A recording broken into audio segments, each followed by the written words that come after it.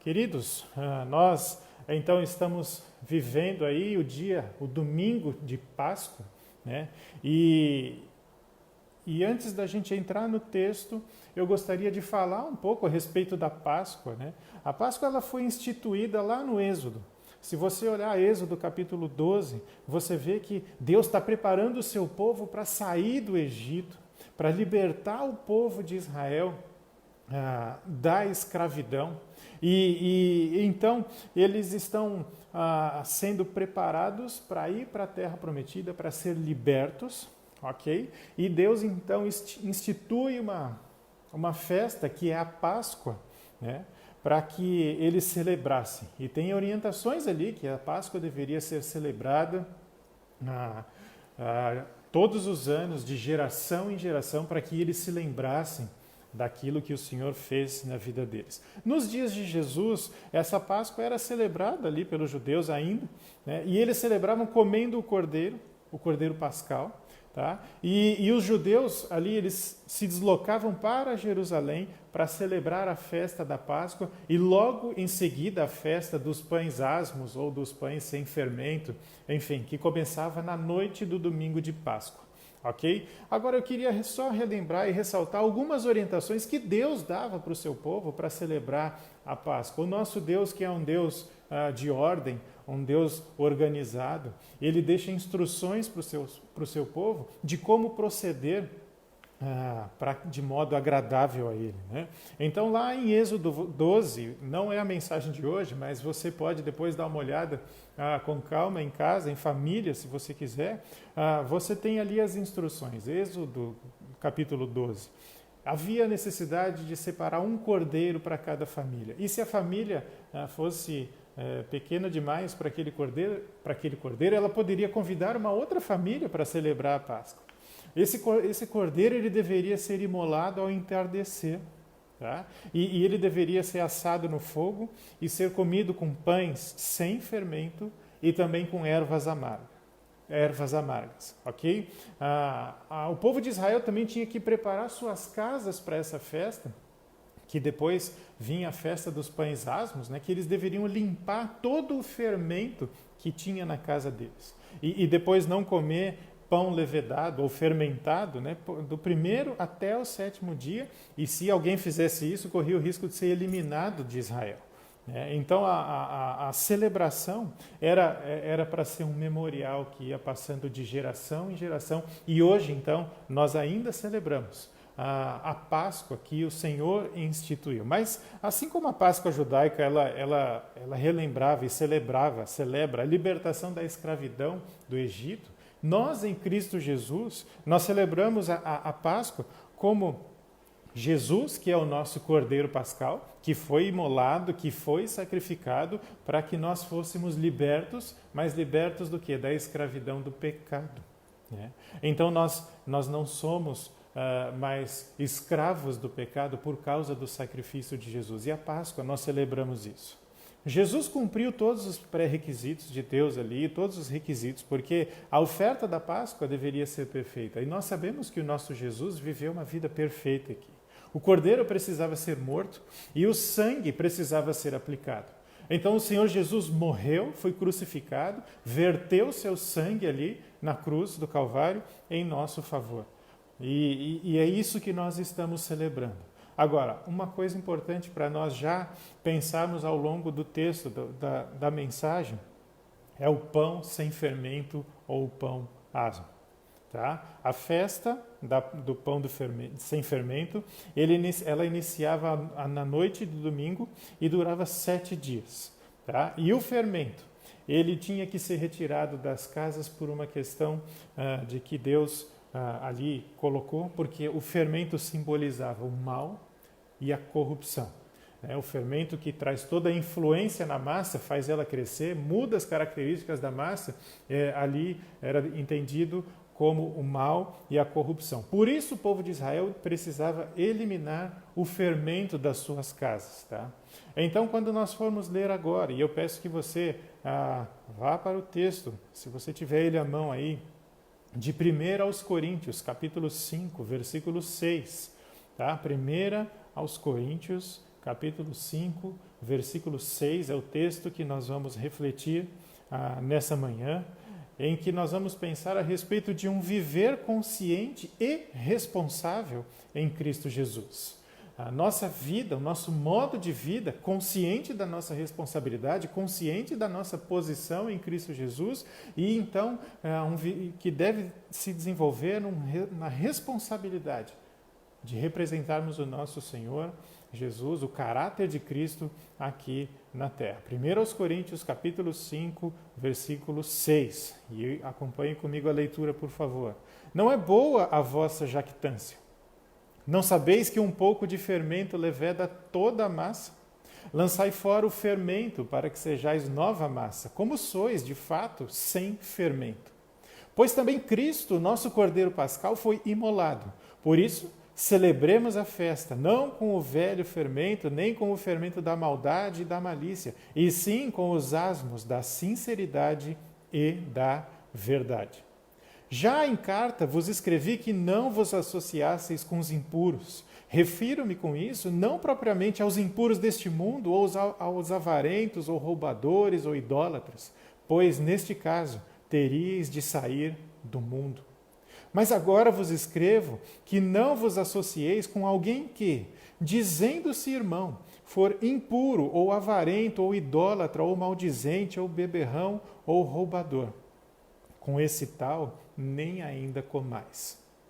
Pois, com que direito havia eu de julgar os de fora?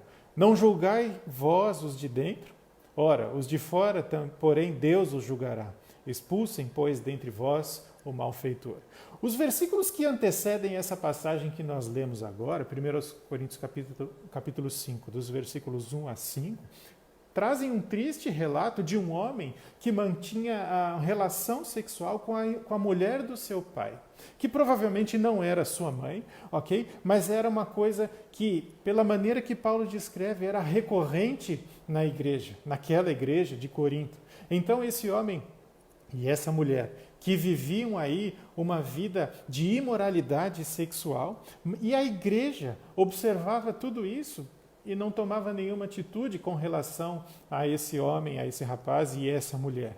Então, por isso mesmo, o texto que nós lemos e o texto que nós vamos refletir hoje, ele fala a respeito de pureza, ele fala a respeito da coerência e a responsabilidade individual e coletiva para com Deus e a sua palavra, com o objetivo, com a finalidade de preservar o quê? A pureza na igreja.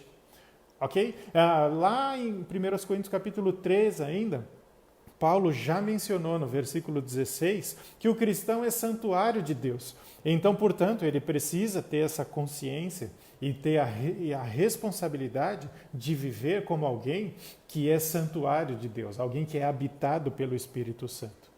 Então ele começa o versículo 6 falando: não é boa a vossa jactância. Vocês não sabem que um pouco de fermento leveda toda a massa? A jactância, o orgulho, é a razão para se orgulhar. Eles se orgulhavam, acredite, eles se orgulhavam dessa situação que estava acontecendo na igreja. Eles não tinham o menor pudor e não tinham a menor vergonha de não confrontar aquelas pessoas. Então, por isso, Paulo vai direto ao ponto e ele reprova essa postura arrogante, uma postura de complacência com o pecado que a igreja adotava, mediante essas práticas pecaminosas. Tá? Então, a exortação de Paulo aqui é para dizer que a postura da igreja, adotada diante dessa situação, ela comprometia toda a pureza da igreja. Paulo está falando, olha, vocês não devem viver assim, vocês não podem viver assim, porque se vocês não confrontarem esse camarada, se vocês não lidarem biblicamente com a situação, vocês vão comprometer, e já estão comprometendo, toda a pureza da igreja. Então, e por isso ele usa a ilustração do fermento. Assim como o fermento para os judeus precisava ser removido da casa durante a festa, ou na preparação até da festa dos pães sem fermento, o pecado deveria ser eliminado da igreja por causa do sacrifício de Cristo. Então, esse pecado, o que Paulo está falando, olha, o pecado, ele espalha esse fermento por toda a igreja e ele vai corromper a igreja, ele vai comprometer a pureza da igreja. Ok? Por isso ele fala, olha, vocês precisam lançar fora esse fermento. Vocês precisam lançar fora essa postura pecaminosa. Para que vocês, então, vivam em conformidade com a palavra de Deus. Ok? Usar o fermento como ilustração, Paulo está falando da imoralidade sexual. Paulo está falando de orgulho, de inveja. Ele está falando de tolerância para com o pecado. Ele está falando de hipocrisia dentro da igreja. A pessoa vê e finge que não vê. E isso, infelizmente, tem se tornado recorrente em alguns momentos, em alguns lugares, algumas igrejas, né? Porque pessoas veem um irmão pecando, vê ele se afundando no pecado, mas faz como se não estivesse vendo. Isso compromete a santidade, isso compromete a pureza, não só daquele irmão, mas a da igreja. É por isso que nós precisamos ter a consciência de que a nossa vida está relacionada uns com os outros. Nós estamos ligados e unidos por meio do Espírito. Somos corpo de Cristo, membros uns dos outros, como Paulo fala na própria carta aos Coríntios. Então, a nossa vida no dia a dia tem a ver, a minha postura diante das circunstâncias, das situações, a maneira em que eu lido com a palavra de Deus, vai respingar na sua. Assim como a maneira que você vive e lida com as situações, vai respingar na minha vida, a santidade, a pureza da igreja. A gente precisa ter essa consciência. E eliminar, então, o pecado. Como? Aplicando a palavra de Deus, na dependência do Espírito Santo e confrontando uns aos outros em amor. Precisamos nos lembrar disso. Por quê? Porque Jesus Cristo, o Cordeiro Pascal, ele foi imolado. Ele foi morto. A palavra imolado é ser morto como um ato de adoração, como uma expiação no que diz respeito a uma divindade. E foi o que ele fez. Foi um sacrifício, uma oferta que atendeu e satisfez as exigências de Deus ali na cruz do Calvário. E é isso que nós celebramos hoje também e devemos celebrar todos os dias, porque ele foi a oferta perfeita. E ele se entregou por mim e por você, para que eu e você fôssemos santos, separados, propriedade de Deus. O Senhor Jesus, ele morreu, ele se entregou na cruz, para que eu e você pudéssemos hoje ter a certeza de que ele está conosco. Para que eu e você pudéssemos hoje ter a certeza de que Ele cuida de nós, de que Ele não nos desampara, que por mais difícil que esteja ou possa estar a situação, Ele está cuidando de nós e Ele está nos sustentando, para que nós tenhamos essa consciência e para que nós vivamos de modo agradável e responsável diante dessa realidade. O Jesus Cristo, o nosso Senhor Jesus Cristo, crucificado e ressurreto, ele deve nos dar uma nova perspectiva de vida. Eu preciso ter isso em mente. O fermento, assim como eu falei no começo, ele influencia, ele leveda a massa e aqui ele é como uma má influência.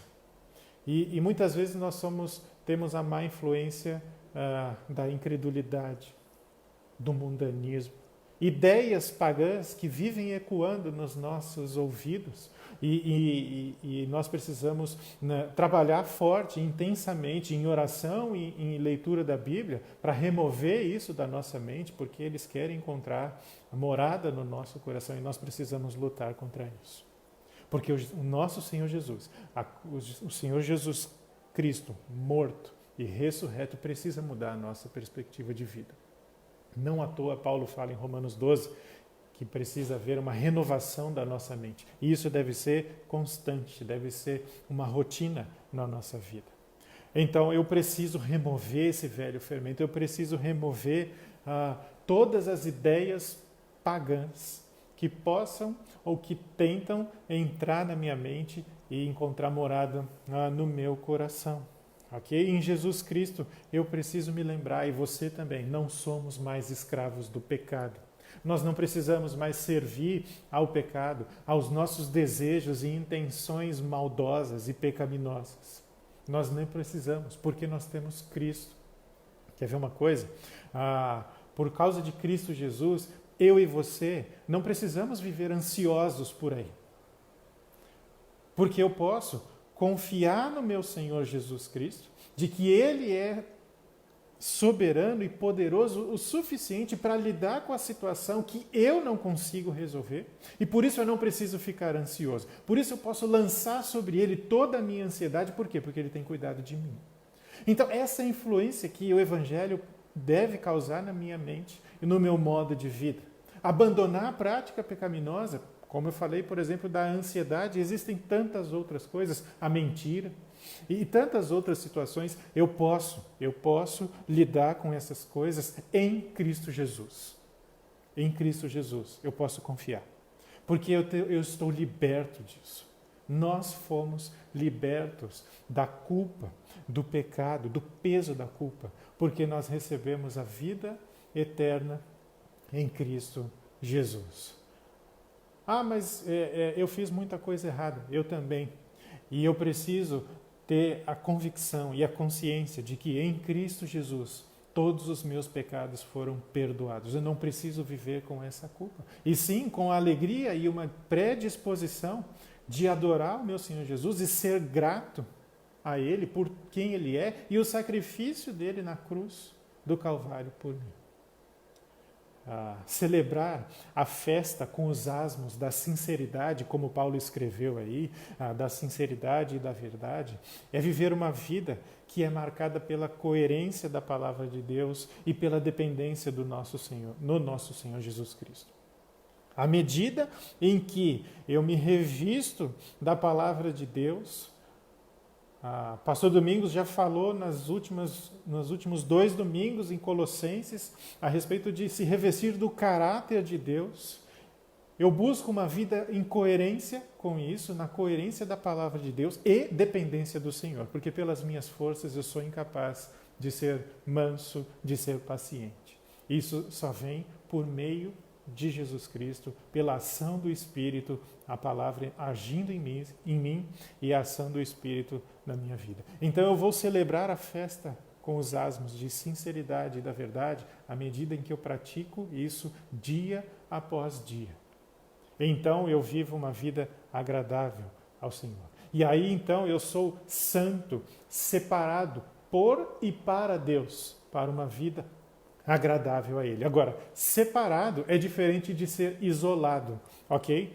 E na sequência do texto, versículo 9, ele diz: já em carta vos escrevi que não vos associeis com os impuros. Refiro-me com isso não propriamente aos impuros deste mundo, ou aos avarentos, ou roubadores, ou idólatras, pois, neste caso, teríeis de sair do mundo. Mas agora vos escrevo que não vos associeis com alguém que, dizendo-se irmão, for impuro, ou avarento, ou idólatra, ou maldizente, ou beberrão, ou roubador. Com esse tal, nem ainda comais. Pois com que direito haveria eu de julgar os de fora? Não julgai vós os de dentro? Os de fora, porém, Deus os julgará. Expulsai, pois, de entre vós o malfeitor. No versículo 9, Paulo então menciona uma carta que não chegou até nós. Pela soberania de Deus, nós não temos conhecimento de todo o conteúdo dessa carta, mas uma coisa nós sabemos. Paulo escreveu e advertiu aquela igreja de Corinto para que eles não se associassem com pessoas impuras. Pessoas que vivem ou têm a vida marcada pela libertinagem, né? E até mesmo libertinagem sexual, como é o caso do que estava acontecendo ali no começo do capítulo 5.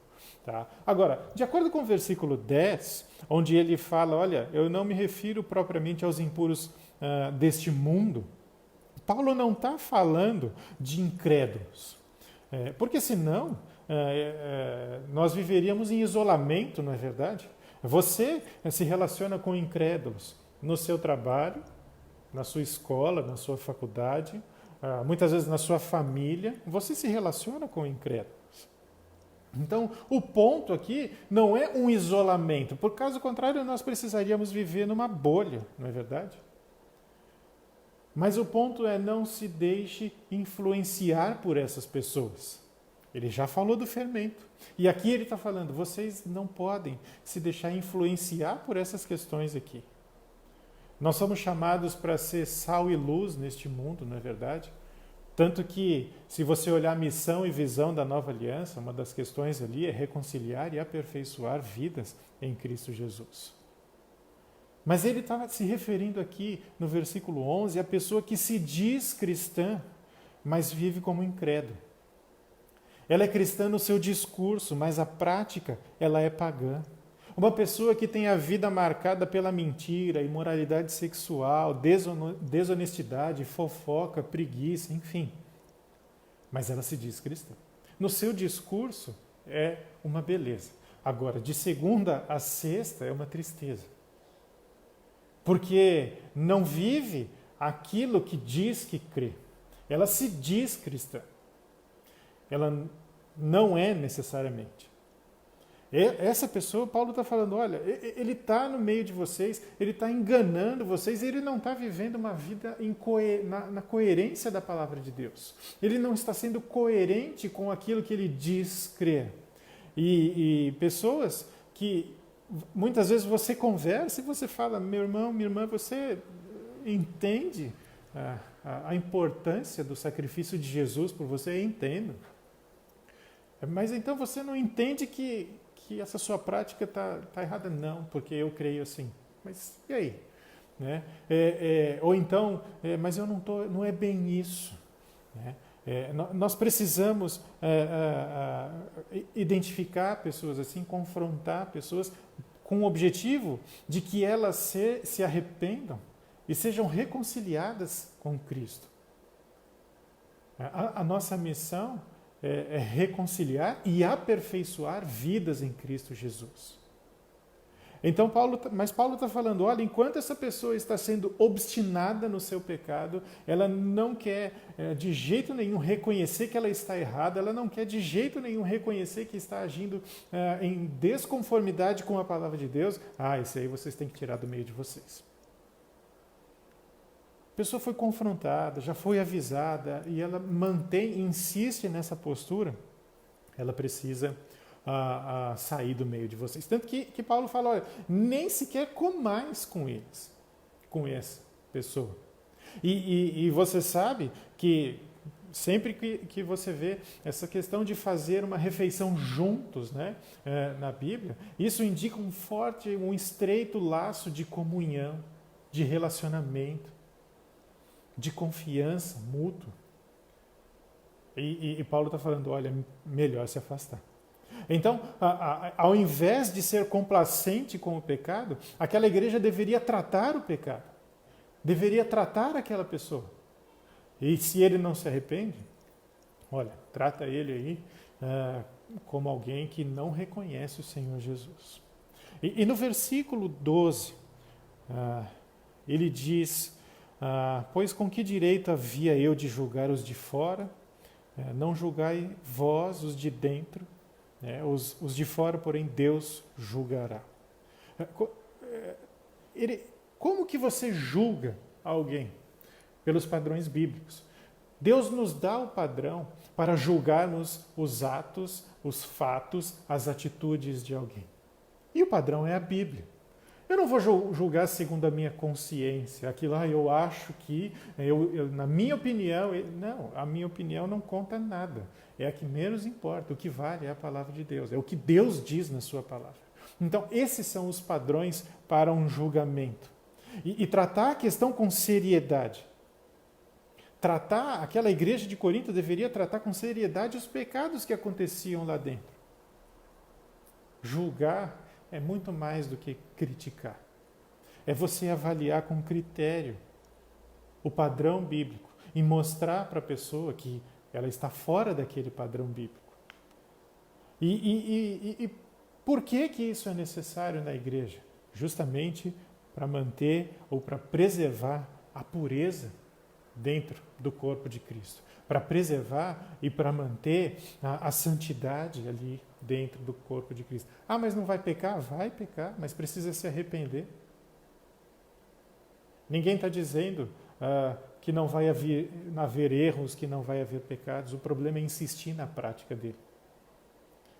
É se contaminar com aquelas ideias de que meu corpo, minhas regras, eu faço o que eu bem entendo, ninguém tem nada a ver com a minha vida. É esse tipo de coisa que deve ser evitado e confrontado quando necessário. É assim que a igreja vai preservar a pureza, confrontando o pecado, não tolerando, não sendo complacente com o pecado. É assim que a igreja vai se mostrar separada por e para Deus. É assim que a igreja vai se distinguir de padrões antibíblicos. As respostas que eu preciso estão dentro de mim. Não, as respostas que eu preciso estão em Cristo Jesus, na palavra de Deus, e é lá que eu preciso ir. Essa é a fonte. Não são os meus sentimentos, as minhas emoções, as minhas opiniões, não. É Cristo. Ele não é a nossa esperança, a nossa Páscoa. Então que seja assim na prática também.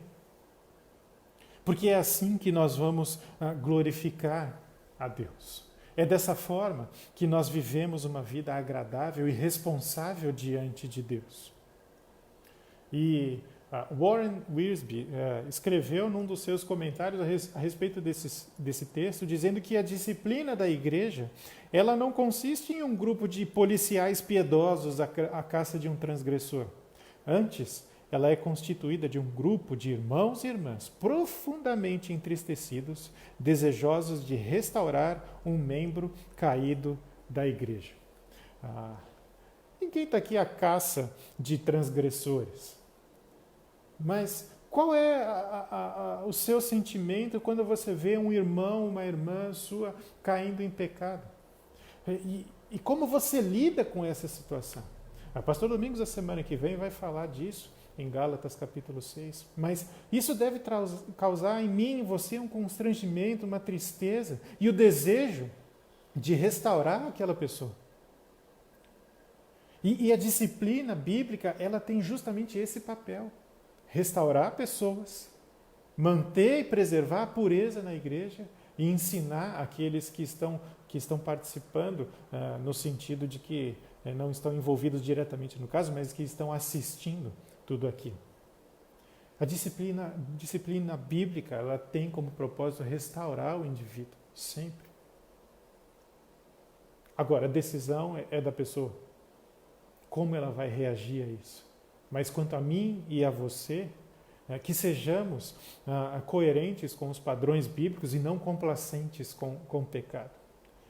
Que vivamos a verdade do Evangelho e não nos acomodemos no eu vi, mas vou fingir que não estou vendo. Que Deus faça isso na minha e na sua vida, para que juntos, em Cristo Jesus, como corpo, possamos agradar a Deus. Então, o sacrifício de Jesus Cristo, ele conduz o cristão a uma autoavaliação e o despertar para uma vida marcada pela honestidade, pela confiança e dependência nele. De modo que cada ato individual reflita o caráter de Cristo e gere impacto na comunidade comprada pelo seu sangue. Então, precisamos despertar para essa vida marcada pela honestidade, pela confiança e dependência nele. Precisamos manter isso na nossa vida, no nosso cotidiano, nos nossos relacionamentos, seja dentro da igreja, dentro da família, no ambiente de trabalho. Porque cada ato meu deve refletir o caráter de Cristo e deve gerar impacto na sua vida, pensando especificamente na nova aliança e outras pessoas que convivem também, mas isso deve ser uma verdade absorvida na nossa mente. Cada ato deve refletir o caráter de Cristo, de modo que a igreja, o todo, seja impactado e influenciado pela palavra de Deus e em toda a igreja, para a honra e para a glória dele. Queridos, nós vamos orar. Eu desejo a você e a sua família uma feliz Páscoa. Que você celebre Cristo Jesus, a morte e a ressurreição em Cristo Jesus, todos os dias da sua vida, não só hoje. E que você viva na sabedoria dele, para a honra e para a glória dele. Vamos orar.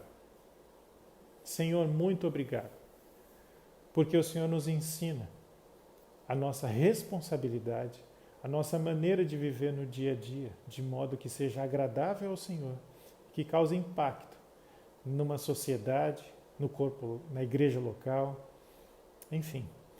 Que o Senhor nos ajude a sermos cada vez mais dependentes do Senhor e também vivermos uma vida conforme o teu caráter, para que o Senhor seja honrado e glorificado e vidas sejam impactadas com o teu evangelho, com a tua palavra, no dia após dia do nosso viver. E que a graça do nosso Senhor Jesus, o amor de Deus Pai e as consolações do teu Espírito sejam sobre toda a tua igreja espalhada na face da terra, hoje e sempre. Amém.